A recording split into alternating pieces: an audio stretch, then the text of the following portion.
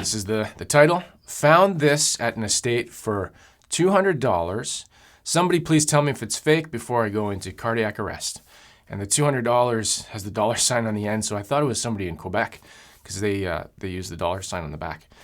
And the original poster goes on to say, haven't seen the wiring yet, but from an outside glance, the only thing that looks unoriginal is the truss rod cover. It feels and smells like a really old guitar. No original hardshell case, came with an old legit Gibson hardshell though, but if it weren't so completely ridiculous, I'd be inclined to believe it's a real deal, genuine 1952 Goldtop. Can anybody out there confirm or deny these suspicions? Looking to get a second opinion from the internet while I call around some local experts and probably Gibson to see if anybody confirm or deny. So the top comment, do I have it listed here? Okay. One guy is saying here, it's the real thing from 1952.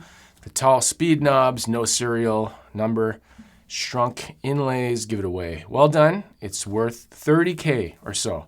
So that's amazing. $200, $30,000. I'm going to assume that American. So I thought this is pretty cool. The only thing I don't like about this model is the trapeze tailpiece. You can keep your trapeze tailpieces in the circus. So I looked on Reverb and I found a listing for a 1952 Les Paul Gibson Les Paul, Goldtop with the trapeze, and it's a post from Canada, from Nanaimo. So let's bring them up side by side, compare the photos. Obviously, I'm not a Gibson expert.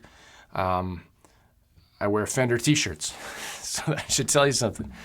Let's see if we can decide if this is the real deal, just based on the photos comparison in this episode of Believe It or Not. All right, so we got this here. Let's expand that. This is the first image.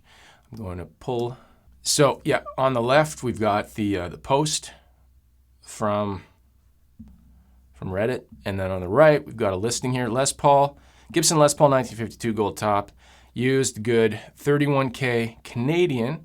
Let's change that currency to American, just so we can get a comparison. American comparison, that's going to drop it a lot. 23, okay. And bring up the photos here. So can I get any? Maybe they got closer up after. Anyways, here's the front of it. So you got the trapeze tailpiece, 4 knobs. When I look at these, they just look like relics now, okay? Actually, I'm going to shrink you to the side a little bit and pull you over like that. There we go. Okay. So we got some close-ups here. See if I can find a similar image. That's a better comparison side by side. A little bit. The one on Reddit looks like it's got a little bit more wear on it. But yeah, we'll go through some pictures here. Clean the skin flakes off for the love of skin flakes. Let's get this out of here. I got my honeycombs. Oh, there's a back image. Okay, let's find the back, and then we'll go back.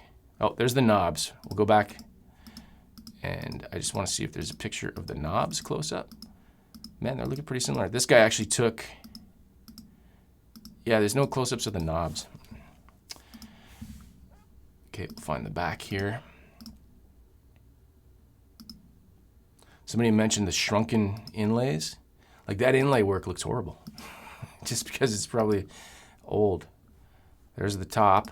I'm having trouble here. Bear with me for a second.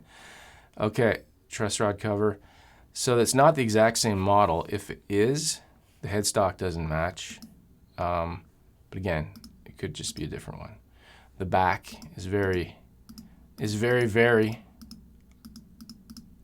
find the back here. Yeah, it looks similar. Again, I'm not an expert. I just play one on YouTube. Okay, and I want to see the, oh, there we go. So the one for sale in Canada has a PP7 on the back, and that one has no serial. I will have to look up what PP7 means. But, and then a close-up of Pat pending, missing 2 screws. But man, what an amazing find if this is legit. And from what I'm seeing here, I would believe it.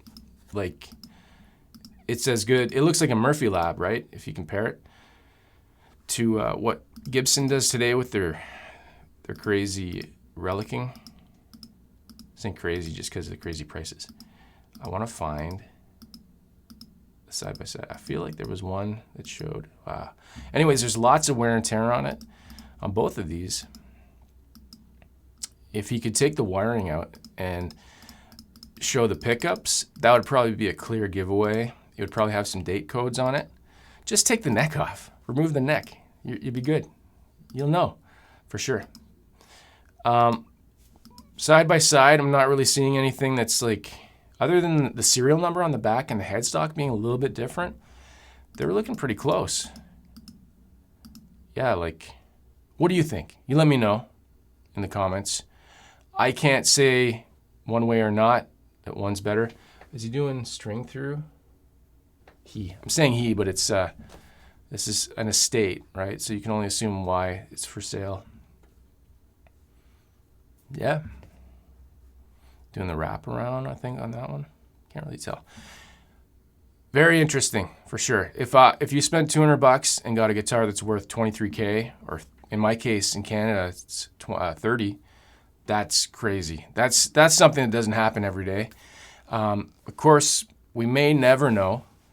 We will probably eventually, until it's evaluated by a legit, professional, somebody that can identify it, or at least until somebody plays it, tries to play it, and then learns that it always falls horribly out of tune. A signature of Gibson guitars. I think that's the best way to test it. Yeah, that's it. I just want to share this story. It's pretty cool. It's like winning the lottery.